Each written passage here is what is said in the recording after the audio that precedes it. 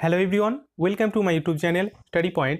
তোমরা যারা কলকাতা পুলিশের জন্য ফর্ম ফিল আপ করেছো এবং নিজেদের স্বপ্নকে পূরণ করার জন্য তোমরা এখন থেকে উঠে নেমে পড়েছো, তাদের প্রত্যেককে বলবো যে জিকে তোমাদের একটা গুরুত্বপূর্ণ পেপার। এখান থেকে 40 মার্ক তোমরা থাকবে, তোমাদের 30+ তোমরা অবশ্যই টার্গেট রাখবে। ওকে, তাহলে দেখবে তোমাদের স্বপ্ন অবশ্যই পূরণ হবে। জিকের যে পার্টগুলো রয়েছে সেগুলো এক এক করে আলোচনা করব। আজকে হিস্টোরি ম্যারাথন ক্লাস 1 নাম্বার আলোচনা করব। এখানে ইম্পর্টেন্ট 20টি প্রশ্ন রয়েছে যেগুলো পরীক্ষায় আসার সম্ভাবনা খুব রয়েছে। হিউজ কম্পিটিশনে টিকে থাকতে হলে এখন থেকে প্রত্যেকটা ক্লাস তোমাদের মনোযোগ দিয়ে দেখতে হবে। তো চলো শুরু করি আজকের গুরুত্বপূর্ণ ক্লাসটির। প্রথম যে প্রশ্নটা তোমাদের রয়েছে যে এলাহাবাদ প্রশস্তি কে রচনা করেন। ভেরি ভেরি ইম্পর্টেন্ট একটা প্রশ্ন, অবশ্যই তোমরা উত্তর দেবে এবং অবশ্যই এগুলো নোট করে রাখবে। দেখো, এলাহাবাদ প্রশস্তি হরিসেন রচনা করেন। এই হরিসেন কে ছিলেন? হরিসেন ছিলেন কে? হরিসেন ছিলেন সমুদ্রগুপ্তের সভাকবি। ঠিক আছে, সমুদ্রগুপ্তের সমুদ্রগুপ্তের সভাকবি কে ছিলেন? সমুদ্রগুপ্তের সভাকবি ছিলেন হরিসেন। তাহলে এই হরিসেনের যে সভাকবি, হরিসেন কার সাথে? সমুদ্রগুপ্তের সভাকবি। তাহলে এই যে এলাহাবাদ প্রশস্তি রয়েছে, এখানে কিন্তু সমুদ্রগুপ্তের পুরো ডিটেল জীবন কাহিনী কিন্তু সেখানে বর্ণিত আছে। এবারে তোমরা জেনে রাখো যে এই সমুদ্রগুপ্ত কিন্তু ভারতের নেপোলিয়ান বলা হয়। ওকে, ভারতের নেপোলিয়ান। নেপোলিয়ান কাকে বলা হয়? সমুদ্রগুপ্তকে ভারতের নেপোলিয়ান বলা হয়। তোমরা অবশ্যই এগুলো জেনে রাখো। পাশাপাশি তোমরা জেনে রাখবে যে এই যে সমুদ্রগুপ্ত, এই গুপ্ত কে ছিলেন? এই গুপ্ত গুপ্ত বংশের শ্রেষ্ঠ শাসক। ঠিক আছে, গুপ্ত বংশের শ্রেষ্ঠ শাসক ছিলেন কে? এই সমুদ্রগুপ্ত। সমুদ্রগুপ্তকে আরেকটা যেটা লিচ্ছবি, ওকে, লিচ্ছবি দহিত্র, লিচ্ছবি দহিত্র তাকে বলা হয়। কি বলা হয়? লিচ্ছবি দহিত্র তাকে বলা হয়। এছাড়া তাকে বলা হয় ভারতের নেপোলিয়ান। ঠিক আছে, তো তোমরা আশা করছি এই সব গুরুত্বপূর্ণ যে তথ্যগুলো তোমরা অবশ্যই মনে রাখবে। এগুলোর উপর বেস করেও তোমাদের পরীক্ষায় প্রশ্ন হওয়ার সম্ভাবনা খুব রয়েছে। ওকে, তো অবশ্যই আমরা জেনে গেলাম ইম্পর্টেন্ট কিছু তথ্য। নেক্সট প্রশ্ন রয়েছে যে ভারতের প্রথম আফগান শাসক কে ছিলেন? আফগান শাসক প্রথম কে ছিলেন? তো রাইট অ্যান্সার হবে কি? অপশন বি, অর্থাৎ বহলুল লোদি ছিলেন আফগান প্রথম শাসক। ঠিক আছে, তো দেখো এই বহলুল লোদি আলম শাহকে, ঠিক আছে, বহলুল লোদি কি করেন? আলম শাহকে, ঠিক আছে, আলম শাহকে 1451 সালে কি করেন? পরাজিত করে সিংহাসনে বসেন। ঠিক আছে, তো এটা অবশ্যই তোমরা এই তথ্যগুলো মনে রাখবে। ওকে, নেক্সট প্রশ্ন চলে যাব। নেক্সট রয়েছে বিম্বিসার কোন বংশীয় রাজা ছিলেন? বিম্বিসার ছিলেন এ কোন বংশীয় রাজা ছিলেন? তো অপশন তোমাদের এ বি হয়ে যাবে রাইট অ্যান্সার, হর্ষঙ্ক বংশের তিনি একজন রাজা ছিলেন। দেখো, বিম্বিসারের একটা গুরুত্বপূর্ণ উপাধি যেটা পরীক্ষায় কিন্তু তোমাদের আসে যে শ্রেণিক। ঠিক আছে, এই বিম্বিসারের উপাধি কি ছিল? শ্রেণিক ছিল বিম্বিসারের উপাধি। বিম্বিসার ছিলেন এই বংশের প্রতিষ্ঠাতা, অর্থাৎ এই হর্ষঙ্ক বংশ রয়েছে, হর্ষঙ্ক বংশের প্রতিষ্ঠাতা ছিলেন কে? বিম্বিসার। আর শ্রেষ্ঠ কে ছিলেন এই বংশের? হর্ষঙ্ক বংশের শ্রেষ্ঠ ছিলেন অজাতশত্রু। ঠিক আছে, অজাতশত্রু ছিলেন শ্রেষ্ঠ। এছাড়া শেষ কে ছিলেন? তোমরা অবশ্যই মনে রাখবে, শেষ ছিলেন নাগদশক। ঠিক আছে, শেষ ছিলেন কে? নাগদশক। ওকে, অবশ্যই এগুলো তোমাদের মনে রাখা দরকার। আবারও বলছি, বিম্বিসার যিনি ছিলেন তিনি ছিলেন শ্রেণিক, তার উপাধি ছিল বিম্বিসার। ওকে, এই হর্ষ বংশের প্রতিষ্ঠাতা ছিলেন বিম্বিসার, শ্রেষ্ঠ ছিলেন অজাতশত্রু অ্যান্ড শেষ ছিলেন নাগদশক। ভেরি ভেরি ইম্পর্টেন্ট এইসব তথ্যগুলো অবশ্যই তোমরা মনে রাখার চেষ্টা করবে, কারণ এগুলোর উপর বেস করে তোমাদের প্রশ্ন পরীক্ষায় হতে পারে। ওকে, পরবর্তী কোশ্চেন চলে যাব। পতঞ্জলি, এই পতঞ্জলি কার সমসাময়িক ছিলেন? দেখো, পতঞ্জলি কিন্তু ছিলেন পুষ্যমিত্রের সমসাময়িক। ওকে, এই পুষ্যমিত্রের সমসাময়িক ছিলেন পতঞ্জলি। এই পুষ্যমিত্র কে ছিলেন? দেখো, পুষ্যমিত্র আমরা জানি যে শুঙ্গ বংশের প্রতিষ্ঠাতা ছিলেন। ঠিক আছে, শুঙ্গ বংশের প্রতিষ্ঠাতা কে ছিলেন? এই ছিলেন পুষ্যমিত্র। ঠিক আছে, তো তোমরা মনে রাখবে যে এই যে পুষ্যমিত্র ছিলেন এই শুঙ্গ বংশের প্রতিষ্ঠাতা। ওকে, এবারে পতঞ্জলির একটা গুরুত্বপূর্ণ গ্রন্থ রয়েছে, সেটা হচ্ছে মহাভাষ্য। ঠিক আছে, মহাভাষ্য ছিল এই পতঞ্জলির একটা গুরুত্বপূর্ণ গ্রন্থ। ওকে, তো আশা করছি তোমাদের এই ক্লাসগুলো ভালো লাগছে। ভালো লাগলে অবশ্যই একটা লাইক করবে। পরবর্তী রয়েছে, কোন সুলতান জায়গির প্রথা তুলে দেন? জায়গির প্রথাটা পুরোপুরি তুলে দেন আলাউদ্দিন খলজি। ঠিক আছে, আলাউদ্দিন খলজি জায়গির প্রথাটা পুরোপুরি তুলে দেন। ওকে, এবার আলাউদ্দিন খলজি কে ছিলেন? আলাউদ্দিন খলজি ছিলেন খলজি বংশের খলজি বংশের শ্রেষ্ঠ শাসক, ঠিক আছে, খলজি বংশের শ্রেষ্ঠ শাসক। আর প্রতিষ্ঠাতা কে ছিলেন? এই প্রতিষ্ঠাতা ছিলেন জালালউদ্দিন, অর্থাৎ খলজি বংশের প্রতিষ্ঠাতা ছিলেন জালালউদ্দিন, ঠিক আছে, তোমরা মনে রাখবে। এছাড়া সরি এছাড়া মনে রাখবে যে আলাউদ্দিন যে খলজি ছিল তার প্রধান সেনাপতি ছিল কে? মালিক কাফুর, ঠিক আছে, মালিক কাফুর হচ্ছে তার প্রধান সেনাপতি ছিল। মালিক কাফুর আলাউদ্দিন খলজির প্রধান সেনাপতি ছিল। এছাড়া নিজেকে আলেকজান্ডার বলেছিলেন, আলেকজান্ডার উপাধি, আলেকজান্ডার নিজেকে তিনি কি বলেছিলেন? আলেকজান্ডার উপাধি ধারণ করেছিলেন। এছাড়া তিনি তিনি আলাই দরওয়াজা, ঠিক আছে, আলাই দরওয়াজা প্রতিষ্ঠা করেন, আলাই দরওয়াজা প্রতিষ্ঠা করেন। ওকে, কে প্রতিষ্ঠা করেন? আলাউদ্দিন খলজি কিন্তু প্রতিষ্ঠা করেন। এছাড়া তোমাদের মনে রাখবে দাগ, হুলিয়া, চেহারা, চেহারা এগুলো তিনি প্রতিষ্ঠা করেন, ঠিক আছে। আমরা জানি যে খলজি, খলজি কথার অর্থ কি? দেখো, খলজি কথার অর্থ হচ্ছে কি? খলজি কথার অর্থ হচ্ছে দাস, ঠিক আছে। খলজি কথার অর্থ কি? খলজি, সরি ভুল বললাম, খলজি কথার অর্থ হচ্ছে যোদ্ধা, ঠিক আছে। খলজি কথার অর্থ হচ্ছে কি? খলজি কথার অর্থ হচ্ছে যোদ্ধা, ঠিক আছে। তো কি কি তথ্য আমি এখানে মনে রাখার চেষ্টা করলাম? যে আলাউদ্দিন খলজির যে সেনাপতি ছিলেন তিনি ছিলেন Malik Kafur, very very important. Alauddin Khalji কে ছিলেন? এই খলজি বংশের শ্রেষ্ঠ সম্রাট ছিলেন আলাউদ্দিন খলজি। প্রতিষ্ঠাতা ছিলেন জালালউদ্দিন খলজি, ছিলেন প্রতিষ্ঠাতা। আলেকজান্ডার তার উপাধি ছিল। খলজি শব্দের অর্থ কি? খলজি শব্দের অর্থ হচ্ছে যোদ্ধা, ঠিক আছে। এছাড়া তিনি কি করেন? আলাই দরওয়াজা তিনি প্রতিষ্ঠা করেন, ঠিক আছে। এছাড়া দাগ, হুলিয়া, চেহারা এই তিনটেও তিনি প্রবর্তন করেন। ওকে, মালিক কাফুর ছিল তার প্রধান সেনাপতি। প্রত্যেকে বুঝতে পেরেছে? তথ্যগুলো কিন্তু অবশ্যই তোমরা একটু মনে রাখার চেষ্টা করবে। ওকে, পরবর্তী প্রশ্ন রয়েছে পানিপথের তৃতীয় যুদ্ধে মারাঠাদের সেনাপতি কে ছিলেন? দেখো, এটা এখানে রাইট অ্যান্সার হয়ে যাবে অপশন নাম্বার বি, অর্থাৎ সদাশিব ছিল পানিপথের তৃতীয় যুদ্ধ। এই পানিপথের থার্ড যে তোমাদের যুদ্ধটা হয় সেটা হচ্ছে 1761 সালে, ঠিক আছে। এবং সেকেন্ড হয় কত সালে? সেকেন্ড হয় 1556 সালে। ওকে, অ্যান্ড ফার্স্ট তোমরা প্রত্যেকে জানো, ফার্স্ট হয় 1526 সালে। এই তিনটে যুদ্ধ অবশ্যই তোমরা মনে রাখার সালগুলো চেষ্টা করবে, ঠিক আছে। তো অবশ্যই এই ক্লাসগুলো তোমরা মনোযোগ দিয়ে দেখো। নেক্সট আমরা চলে যাব বৈষ্ণব পদাবলী রচয়িতা চণ্ডীদাস কোন শাসকের সমসাময়িক ছিলেন? ওকে, কোন শাসকের সমসাময়িক ছিলেন সেটা তোমাদেরকে অবশ্যই উত্তর দিতে হবে। তো এখানে তোমাদের যে রাইট অ্যান্সারটা হবে সেটা হচ্ছে কি অপশন নাম্বার এ, ঠিক আছে, অপশন এ, অর্থাৎ সিকান্দার শাহ তিনি সমসাময়িক ছিলেন। ওকে, নেক্সট প্রশ্ন দেখব যে সিন্ধু সভ্যতার অধিবাসীদের প্রধান উপজীবিকা কি ছিল? আমরা জানি যে সিন্ধু সভ্যতার প্রধান উপজীবিকা ছিল কৃষি। ওকে, তোমরা মনে রাখবে যে এই যে সিন্ধু সভ্যতাকে কিন্তু অপর আর একটা নাম হচ্ছে হরপ্পা, ঠিক আছে। এই হরপ্পা সভ্যতাও সিন্ধু সভ্যতাকে বলা হয়।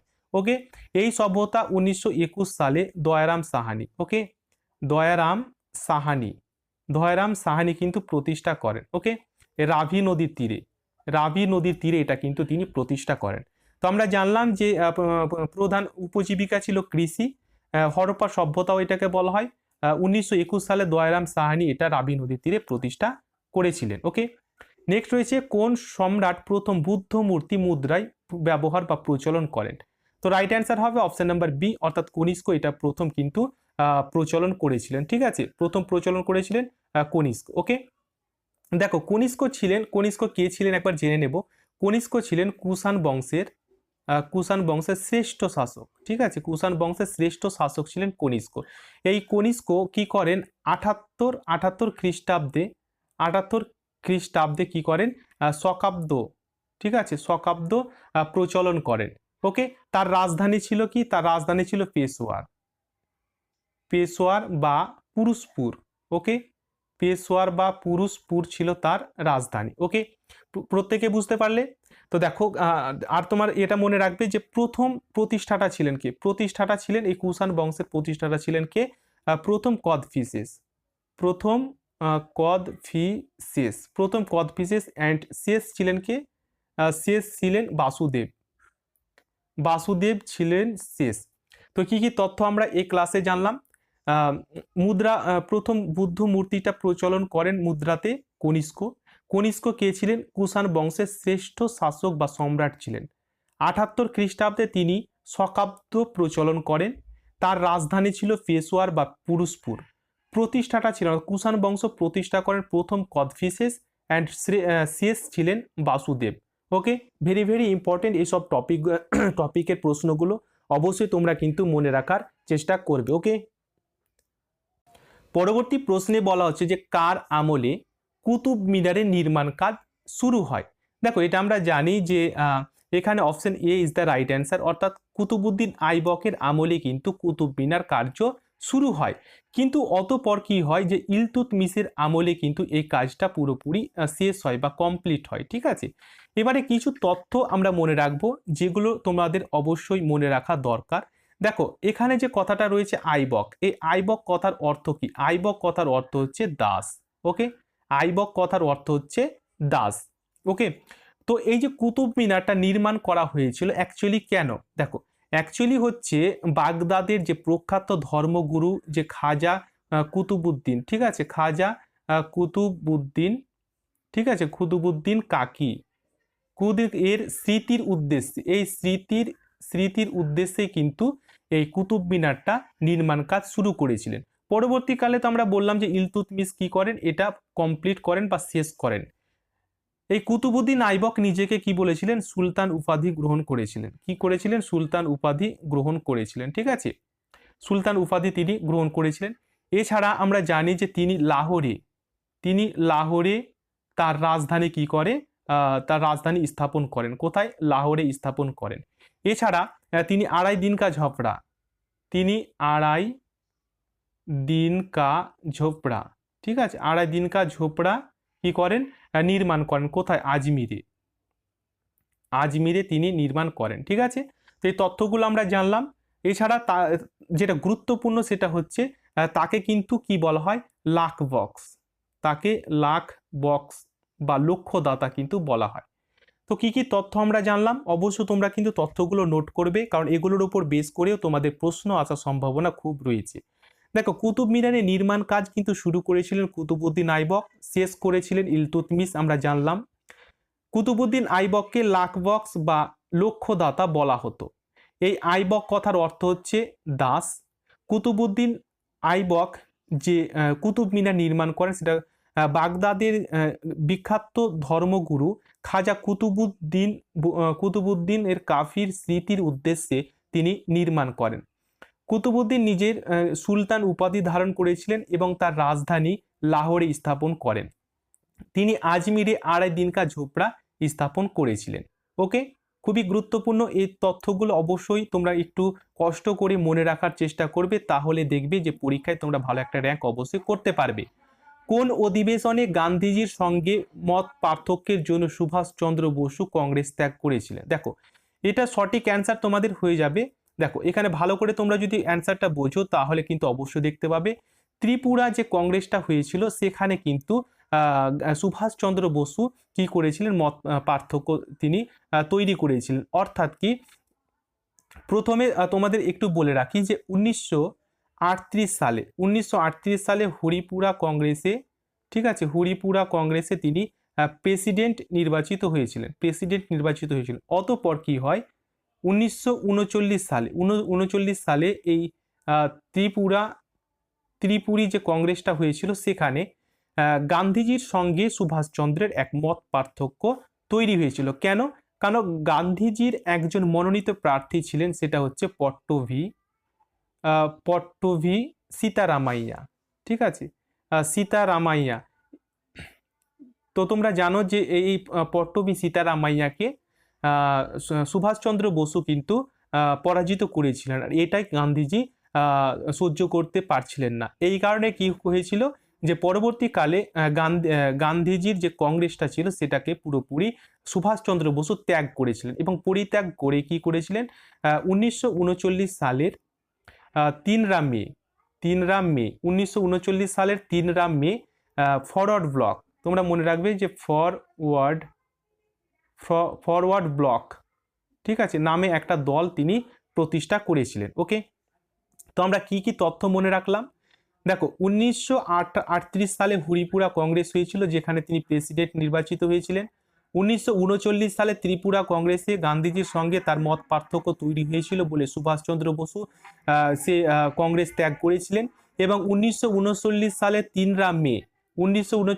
3 মে ফরওয়ার্ড ব্লক হিসাবে একটা তিনি দল গঠন করেছিলেন। ওকে, পরবর্তী প্রশ্নে আমরা চলে যাব। পরবর্তী প্রশ্ন এখানে বলা হচ্ছে যে কে গান্ধীজিকে রাজনৈতিক গুরু বলেছিলেন।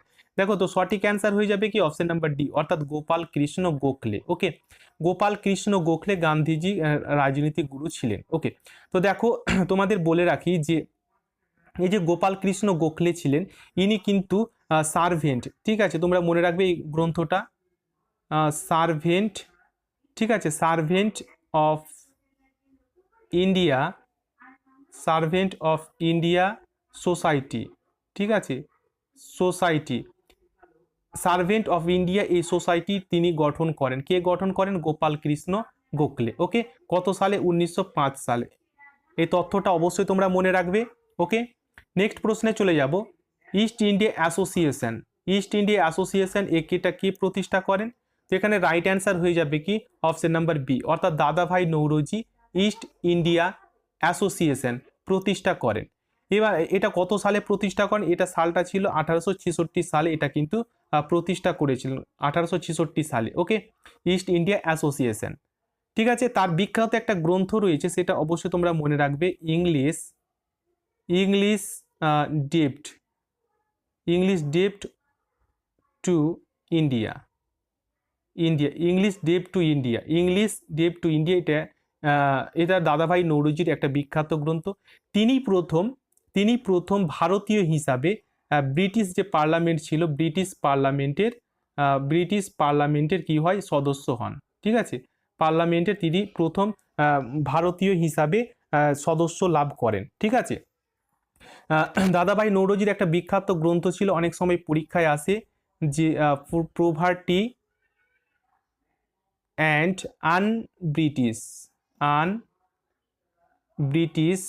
আনব্রিটিশ রুল ইন ইন্ডিয়া, এটা একটা বিখ্যাত গ্রন্থ, অবশ্যই তোমরা কিন্তু মনে রাখবে যে poverty and unBritish rule in India একটা বিখ্যাত গ্রন্থ দাদাভাই নৌরোজির, তোমরা মনে রাখার চেষ্টা করবে।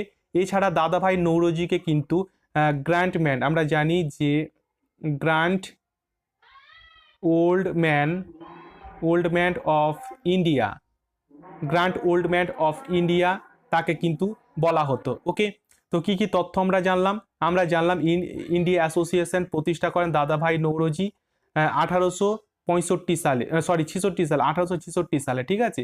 ইংলিশ ডেপ্ট টু ইন্ডিয়া ইনার একটা বিখ্যাত গ্রন্থ। এছাড়াও poverty and unBritish rule in India এটাও তিনি প্রচলন করেন। দাদাভাই নৌরোজিকে grand old man of India কিন্তু বলা হতো। ওকে, নেক্সট কোশ্চেন বলা হচ্ছে মাউন্ট ব্যাটেন নীতি যখন মেনে নেওয়া হয়েছিল তখন ভারতের জাতীয় কংগ্রেসের সভাপতি কে ছিলেন? ওকে, তো রাইট অ্যান্সার হবে কি অপশন ডি, অর্থাৎ জে.বি. কৃপালিনী কিন্তু সেই সময় সভাপতি ছিলেন। ওকে, আমরা কিছু তথ্য এখানে মনে রাখবো যে এই যে মাউন্ট ব্যাটেন ছিলেন, ইনি ছিলেন কে?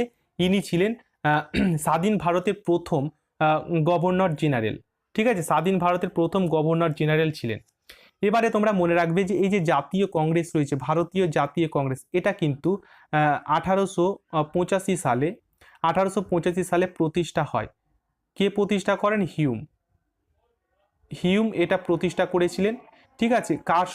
সেই সময় যখন এটা প্রতিষ্ঠিত হয় তখন প্রথম সভাপতি কে ছিলেন?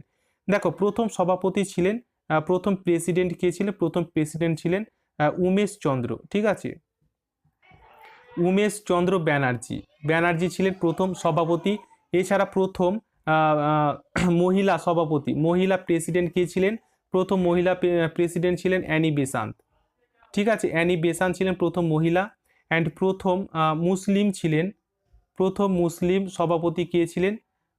তোয়াবজি, প্রথম মুসলিম সভাপতি ছিলেন, তোমরা অবশ্যই মনে রাখবে যে বদরুদ্দিন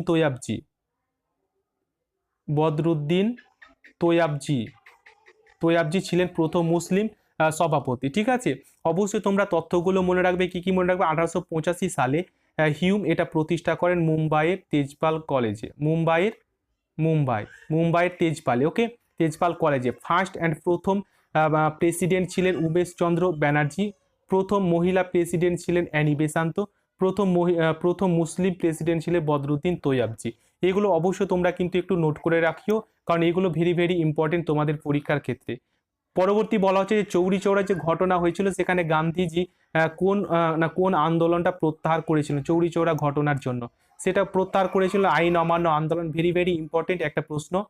দেখো, এই অসহযোগ আন্দোলনটা 1920 সালে কিন্তু শুরু হয়।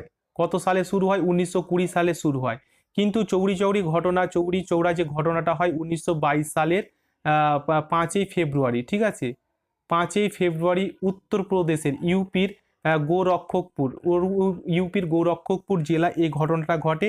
এবং 1922 সালে 12ই ফেব্রুয়ারি কিন্তু এই আন্দোলনটা পুরোপুরি প্রত্যাহার করে নেওয়া হয়। ওকে, পরবর্তী প্রশ্ন রয়েছে যে আজাদ হিন্দ ফৌজ কোথায় গঠিত হয়েছিল? দেখো, আজাদ হিন্দ ফৌজ সিঙ্গাপুরে গঠিত হয়েছিল। এটা 1942 সালে, মনে রাখবে, রাসবিহারী বসু এটা প্রতিষ্ঠা করেছিলেন। এবং 1943 সালে এর দায়িত্বভার নেতাজির হাতে দিয়েছেন। নেতাজির হাতে কিন্তু এর দায়িত্বভার দিয়েছিলেন। ওকে, তো খুবই গুরুত্বপূর্ণ এইসব তথ্যগুলো তোমরা মনে রাখার চেষ্টা করবে। নেক্সট হচ্ছে দ্য ইন্ডিয়ান স্ট্রাগল। এই বইটি বা এই গ্রন্থটি কে রচনা করেছে? এটা ছিল সুভাষচন্দ্র বসুর একটি আত্মজীবনীমূলক কাহিনী, আত্মজীবনীমূলক ঘটনা বা রচনা, ঠিক আছে? তো এটা খুবই গুরুত্বপূর্ণ। নেক্সট আমরা চলে যাব। নেক্সট প্রশ্ন রয়েছে যে 1908 সালে মুজাফফরপুর যে মার্ডার হয় এখানে কোন দুই বিপ্লবী অংশগ্রহণ করেন? ওকে, এখানে কিন্তু অংশগ্রহণ করেছিলেন প্রফুল্ল চাকি অ্যান্ড ক্ষুদিরাম বসু, ঠিক আছে? প্রফুল্ল চাকি অ্যান্ড ক্ষুদিরাম বসু। ওকে, তো দেখো এই কিংসফোর্ডকে, ঠিক আছে, কিংসফোর্ডকে কিন্তু এটা মানে হত্যা করার চেষ্টা করেছিলেন। এবং প্রফুল্ল চাকি কি হয়? প্রফুল্ল চাকি নিচে কিন্তু আত্মহত্যা করেছিলেন। ক্ষুদিরাম বসুর কিন্তু ফাঁসি হয়েছিলেন। ওকে, পরবর্তী প্রশ্ন রয়েছে ভেরি ভেরি ইম্পর্টেন্ট, গদর। এই গদর পার্টি কে প্রতিষ্ঠা করেন? দেখো, গদর পার্টি কিন্তু প্রতিষ্ঠা করেন লালা হরদয়াল এই পার্টিটা প্রতিষ্ঠা করেছিলেন কত সালে? 1913 সালে।